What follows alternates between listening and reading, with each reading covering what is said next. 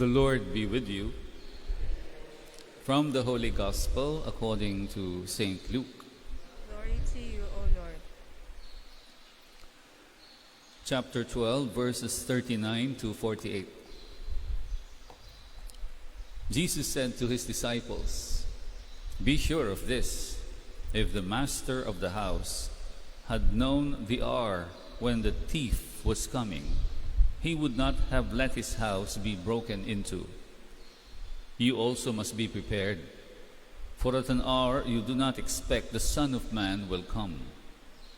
Then Peter said, "Lord, is this parable meant for us or for everyone?" And the Lord replied, "Who then is the faithful and prudent steward, whom the master will put in charge of his servants to distribute the food allowance at the proper time? Blessed is that servant whom his master on arrival finds doing so. Truly I say to you, he will put him in charge of all his property. But if that servant says to himself, 'My master is delayed in coming,' and begins to beat the menservants and the maidservants, to eat and drink and get drunk, then that servant's master will come on an unexpected day and at an unknown hour, and will punish the servant severely and assign him a place with the unfaithful. That servant who knew his master's will, but did not make preparations nor act in accord with his will, shall be beaten severely. And the servant who was ignorant of his master's will, but acted in a way deserving of a severe beating, shall be beaten only lightly. Much will be required of the person entrusted with much, and still more will be demanded of the person entrusted with more." The Gospel of the Lord. Praise to you, Lord Jesus Christ. Good morning, brothers and sisters. We continue the theme of readiness and vigilance from yesterday's Gospel. And now we have more details of what it means to be prepared, to be vigilant. The unpredictability of God's coming is compared to a thief breaking into one's house. Thieves and robbers are successful because they use the element of surprise. Nowadays, there are more techniques to become successful thieves, robbers, pickpockets, and scammers. And usually we fall into the trap if we are not prepared. This is a very negative comparison for the Lord coming into our lives. Hindi naman magnanakaw ang Panginoon. Inihahambing lang yung element of surprise para magkaroon tayo ng motivation to be prepared. Wala naman siguro sa atin ang prepared pag dumarating yung magnanakaw. Yung tipong ite-text ka ng magnanakaw, mamaya nanakawan ko kayo. Walang ganun. Kaya nga nagiging successful ang mga magnanakaw dahil sa element of surprise. And again, we see in the gospel the different characteristics of a faithful and prudent steward. Responsible and accountable. Nagtanong si Pedro kung ito ay para sa lahat o para lang sa kanila. At pinaliwanag ng Panginoon na mas maraming hahanapin sa mga binigyan ng mas marami. Example of this would be, halimbawa, yung basketball team ng Barangay Marcelo Green. Wala tayong basketball team kasi may pandemic eh. Halimbawa, nilabanan ng Barangay Marcelo Green basketball team ang Golden State Warriors ng San Francisco. NBA yun.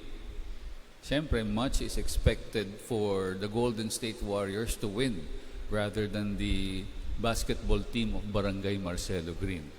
Yun yung sinasabi ng Panginoon sa huling bahagi ng Ebanghelyo. If much is given to us, much is expected of us. Kaya't yung pananampalataya na binigay sa atin, 500 years of Christianity, much will be expected from us.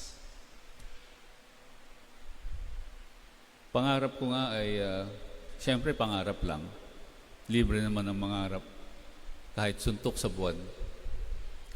Magkaroon ng Stewardship Academy. Parang ka-level ng Asian Institute of Management. Sino rito ang nakapag-aral sa Asian Institute of Management? Yung tipong may MBA. Yan. Masters in Business Administration. Minsan requirement yan para ma-promote sa mga companies. Pangarap ko magkaroon ng Stewardship Academy o kaya yung isang school na magbibigay ng MSS, Masters in Stewardship Spirituality.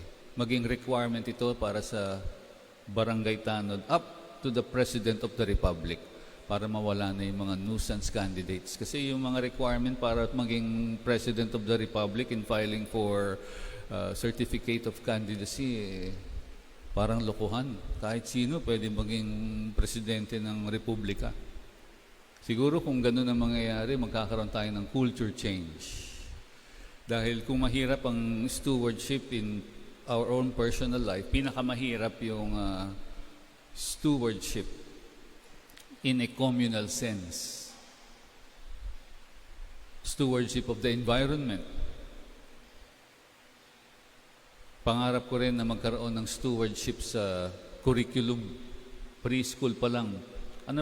Ilang taon na ba ang preschool ngayon? 1 year old? Hindi, Kasi ngayon, dati walang mga ganyan nung panahon ko Nung panahon ko, prep lang, wala na yung mga... Kaya yung mga bata, pag may preschool, high school pa lang, pagod nang mag-aral kasi sinisimulan nila ng 3 years old yata ang preschool. Kung may curriculum yan from preschool to college, napakaganda. Napakaganda siguro ng ating pananampalataya at ng ating... Kasi nasa dugo na natin yung graft and corruption because of culture. Nasa DNA na natin If it is true that charity begins at home, graft and corruption begins at home. Example, sige, pag wala kang line of 7, bibigyan kita ng bagong cellphone. Bribery. At hindi ko lang alam kung dito, pati yung mga sisters. Sisters, nung high school ba kayo, nakapandaya ba kayo sa exams? Siguro naman, yung mga sisters, ngumingiti. Siguro, naalala ko tuloy yung aming technique nung high school kami. Huwag niyong susundin ito. May usapan kami ng aming valedictorian. Kaya pag true or false, perfect kaming lahat. Pag true, nakataas yung ballpen ng valedictorian, nakaganon. So lahat kami titingin sa valedictorian. Pag false, babalik ta rin niya yung ballpen. So perfect kaming lahat, basta true or false. Yes, graft and corruption is already in our blood. Pero kung meron tayong stewardship, siguro ay matatanggal ito sa ating DNA, sa ating kultura. So ipagdasal natin mga kapatid na sana naway yung ating pagiging laging handa ay nakabase sa tunay na pagiging mabuting katiwala. Ang tiwali, hindi handa. Pero yung katiwala, laging handa.